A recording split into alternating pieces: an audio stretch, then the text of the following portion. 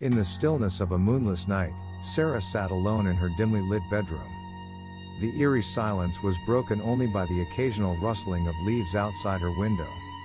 She was alone in her old, creaky house, her parents away for the weekend. As Sarah stared at her reflection in the antique mirror across the room, a shiver ran down her spine. She couldn't shake the feeling of being watched. Her heart raced as she looked around, but there was nothing out of the ordinary.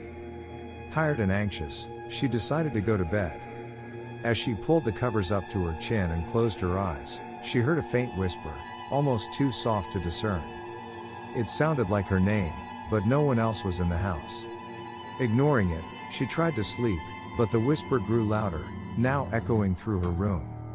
"Sarah! Sarah!" Terrified, she turned on the bedside lamp and looked around. There, at the foot of her bed, stood a shadowy figure, its eyes gleaming with malevolence. Frozen in fear, Sarah watched as the figure moved closer, its ghostly hand reaching out for her. She screamed, but no sound escaped her lips. She was trapped, helpless. Just when she thought it was over, the room was suddenly filled with blinding light. Her parents had returned home early and burst into her room, chasing away the sinister figure. As the figure dissipated into the darkness, Sarah gasped for breath, tears streaming down her face. Her parents comforted her, assuring her it was just a nightmare. But Sarah knew it was all too real.